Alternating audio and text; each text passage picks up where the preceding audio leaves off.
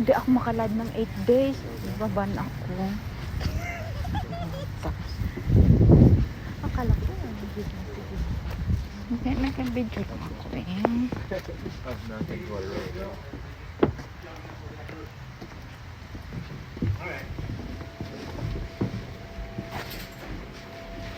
All right.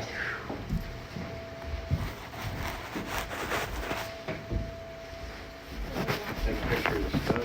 Yeah. You got the video going? Oh, you got the video going. I'm sweating, so I have to take a photo. Oh no.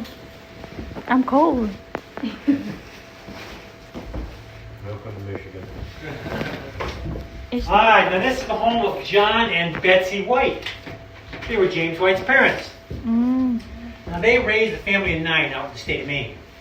Once they got done raising that family, they sold their farm. They decided they wanted to live closer with their kids. They picked James.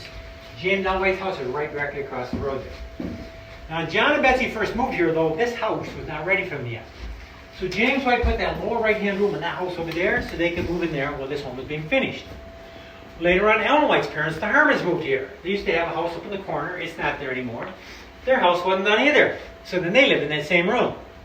Different times, but same room. So we refer to that as the in-law apartment over there because both sets of parents did live there at one time or another.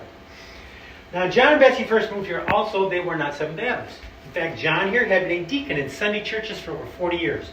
That's why this term, Deacon John White. It's a term of respect that would stay with them the rest of their life and even into their death.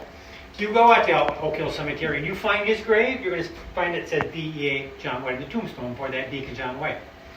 Well, soon after they got here, though, they did become Seventh-day Adventists. But now they did something kind of strange. Not only did they start going to church on Sabbath, but they continued to go to church on Sunday, also out of respect for those friends they'd had for so many years. Now, we smile about that, but actually John White was way ahead of his time.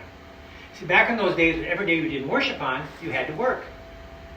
So we only had a 5-day work week. Everybody else had a 6-day work week. Well, John White also had a shoe repair shop in that back corner right there. So the neighbors would come in here and he'd fix their shoes. Well, one Sunday morning, his grandson, Willie, came walking across the road. He found John back in there fixing somebody's shoes. And he says to him, "Grandpa, don't you know what day it is?" And John says, "Yeah, Willie, I know what day it is." "But Grandpa," he says, "it's Sunday. How come you're not getting ready for church?"